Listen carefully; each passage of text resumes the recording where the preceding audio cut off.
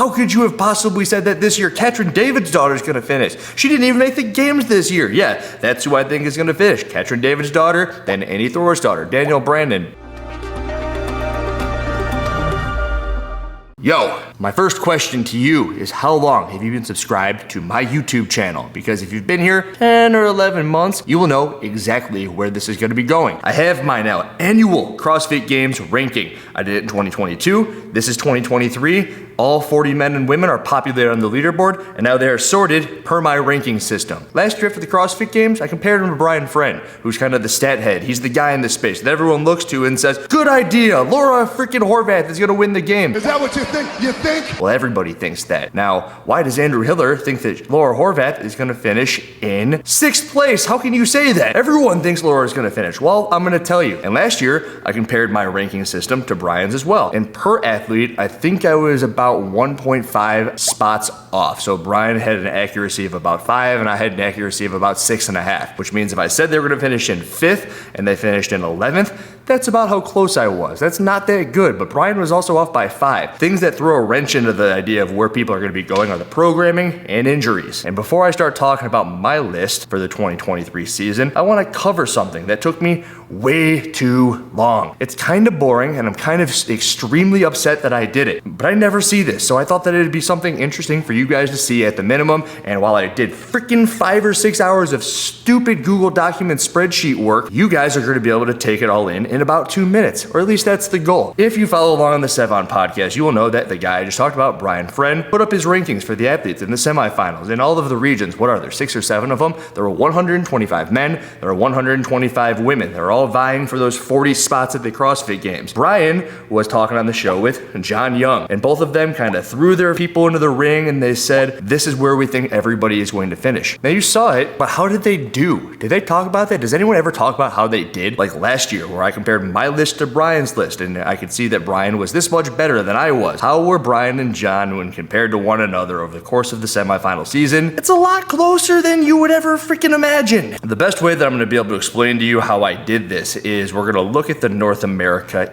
East, and you're going to see that both Brian and John had Jeff Adler in 1st. They both had Roman Krennikov in 2nd. They both had Jason Hopper in 3rd, so it's a wash so far. It's all exactly the same. The first spot that changes up, Brian's got Dallin Pepper in 4th, and Noah Olson is in the 4th spot for John Young. Noah Olson finished 7th, so John Young picks up 3 points. Fall for you, Glenn Coco. You go, Glenn Coco. Dallin Pepper finished in 3rd, 1 spot higher, so he picks up 1 point. This is an absolute value kind of thing. How far away? So right now, John Young is losing to Brian 3-1. You want to be as low as possible. If you had a score of 0, it means you picked everybody of those 125 athletes, 250 in total. That would be damn near impossible. I'll let you know that the numbers are in the thousands, and it's incredibly close. The score on the men, Brian Friend, 1,152. Every single athlete, and you do what I did right there with his Dallin Pepper, he was off by 1. Well, he was off by 1,152 for all the men, and John Young was off by 1,175, giving them an average of Brian being as close as 9.216, and John Young being as close as 9.4. So if you give John the choice of an athlete, he's gonna be off by about 9 spots. So if you predicted someone to finish in 10th, they were going to finish either 1st or 19th. Can't make it much more clear than that. Over on the women's side, the number's a little bit smaller. Let's say John Young first, 845. That's how many spots off he was amongst the 125 women, giving him an average score of 6.76. Brian Friend, 841. 4 better than John Young over the course of 125 freaking women. It's close. The average there, 6.75. 1/100th of a decimal point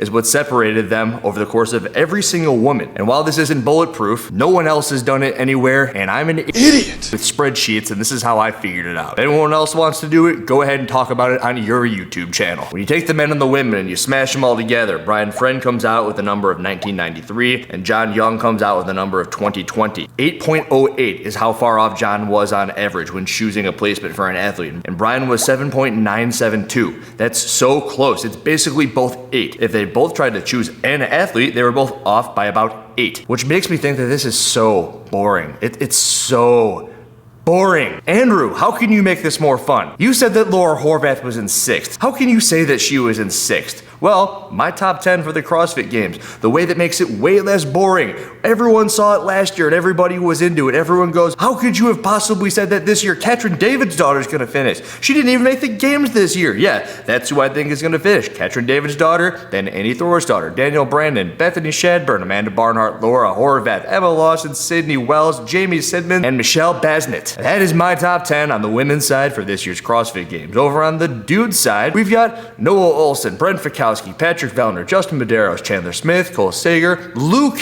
Parker, Jake Douglas, I wouldn't want to fight him. BKG, K8K, Sirtaveni, and that wraps up the top 10. You probably didn't see any. Like, where's Roman Krennikov? Where's Jeffrey Adler? It doesn't matter! Tell you what, they didn't make it. Nope, they didn't make it. That's why no one will remember your name. You really want to see Ellie Turner in the top 10? I don't think so. Gabby McGowan, she won Europe, Andrew. How could you have her all the way down in 16th? Are you out of your freaking mind?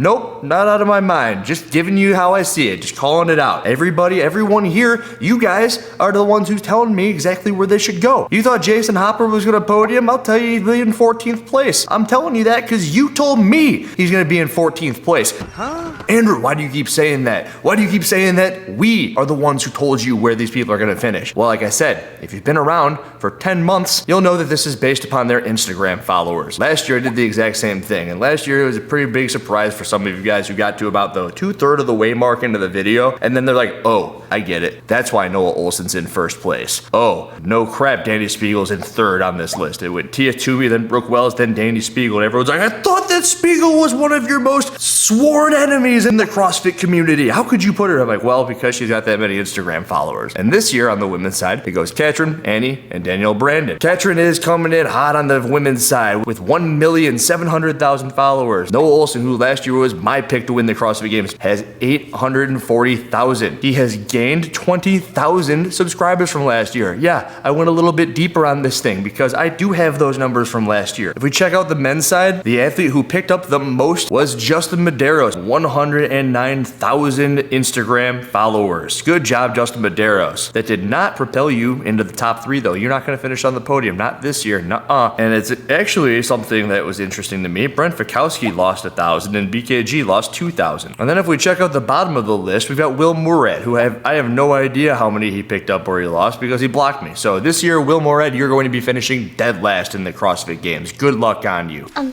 none for Gretchen Wieners. Bye. It's as if you're not even there. If you're not in Andrew Hiller's YouTube world, you're not a CrossFit Games athlete. Dead last for you. Over on the women's side, Emma Lawson picks up 162,000 Instagram followers. That's pretty good. Danielle Brandon picks up 168,000 Instagram followers. I'm essentially just doing the back-end work for the companies that are going to be reaching out to these athletes, trying to figure out what sort of a brand deal they're going to do with them. It's like, oh, this athlete really picked up a bunch. Oh, Brent Fikowski lost 1,000. Why would we want him on our team when we could go after somebody like Danny Spiegel, who picked up 633,000 followers, who, by the way, I have a list of people who made it last year who did not make it this year or who are not competing at the games last year. It is the top 40 and then those who will not be there this year for various reasons, like Tia Toomey, who got pregnant, Brooke Wells, who said she hurt her ankle, and Danny Spiegel, who just isn't fit enough to make the CrossFit Games anymore. But if she were to have made the CrossFit Games, she would have finished second.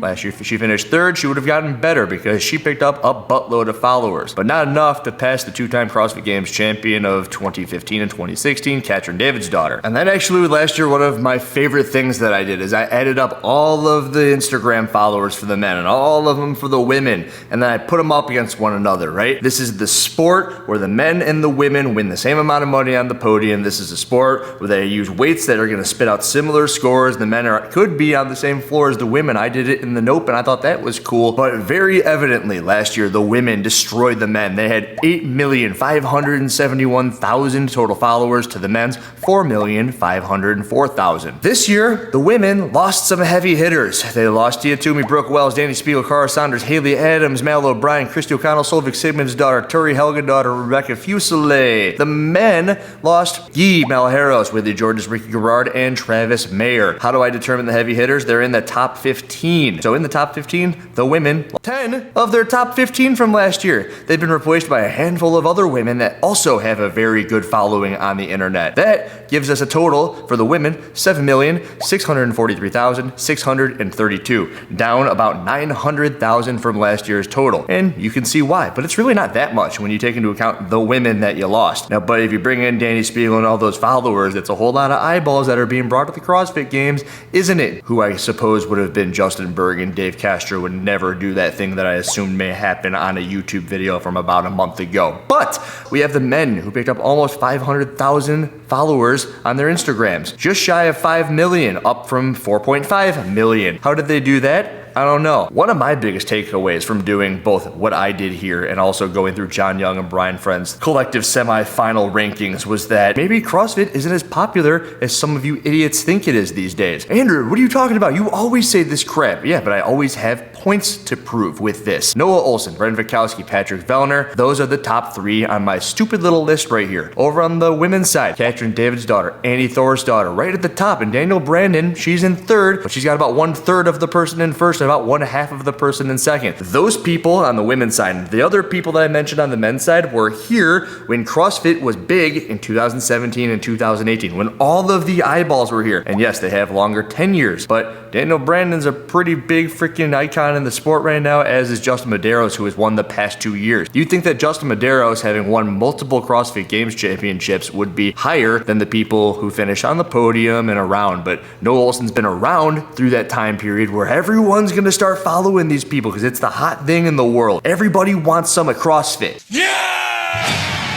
You can kick me back in the butt a little bit and say Emma Lawson's kind of on the up and up, but I'll give you this one right back. Why is it that Matt Fraser, Rich Froning, Tia Toomey, and like the aforementioned Andy Thor's daughter and Katrin David's daughter, the winners from that time, would still be dominant and at the top of this leaderboard however many years removed from the 2017 to 2018 season? Rich Froning, Matt Fraser win the CrossFit Games per Andrew Hiller's rankings because the traffic isn't as good as it was then. And the thing that I picked up, as I said I was going to talk about from Brian and John rankings, are that either they were sitting in the same room or the sport of CrossFit is just so incredibly boring. I say that because I went through all of their picks, and as I was picking it, I saw that what was going to happen. It was like, oh, this person was a little higher here, this person was a little higher here, and either Brian or John just filled out the spreadsheet, and the other person would go, I'm going to put her a little higher, I'm going to put him a little lower, I'm going to put him a little higher, and it just averaged out at the end, which made it boring. Like, what's the point of even doing that then? Or the sport is so predictable that every single year you can pick who's going to win the championship. Up this year, I think the Yankees are going to win. Why? Because CrossFit is that predictable, and you can say stuff, and everyone goes, Laura Horvath wins. Why? Because she's the fittest. It's almost like an idiot question.